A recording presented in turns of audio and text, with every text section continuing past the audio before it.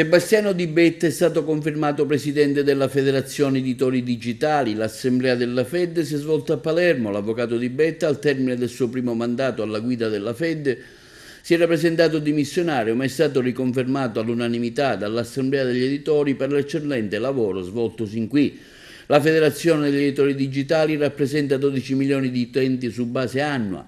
La Fed si doterà adesso in via sperimentale di una struttura piramidale articolata sul territorio. Si parte dalla Sicilia con la decisione dell'Assemblea di individuare dei responsabili provinciali.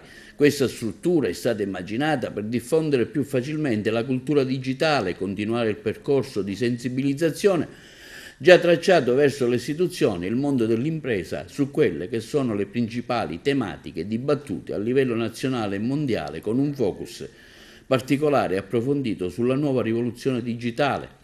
L'Assemblea altresì si è confrontata sull'assoluta necessità di promuovere e sostenere un dibattito pubblico che abbia come finalità l'adozione di un provvedimento legislativo o di governo capace di soddisfare le esigenze dell'industria dell'editoria, da troppo tempo trascurata, per non dire bistrattata.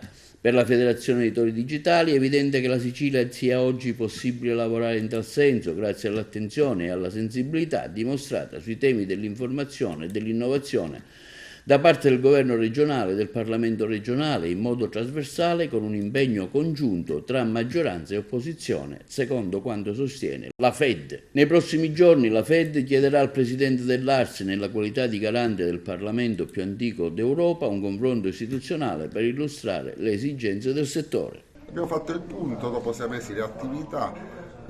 Oggi siamo tutti soddisfatti, raggiungiamo numeri importanti in termini di visualizzazione, circa 400 milioni di visualizzazioni su base annua, e in termini di utenti siamo arrivati a circa 11 milioni di persone che ci leggono in Italia.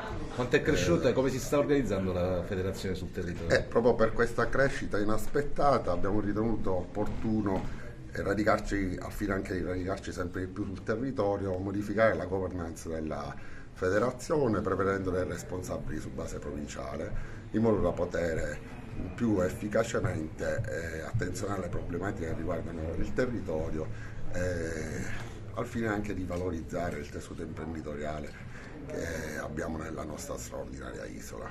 Quali sono state le decisioni assunte dall'Assemblea? Decisioni tante, diciamo, l'osservatorio è la prima cosa che costituiremo e quindi nei prossimi mesi immaginiamo di coinvolgere anche le università al fine di capire esattamente quante sono le risorse che vengono assegnate alla Sicilia alle istituzioni per le attività di comunicazione.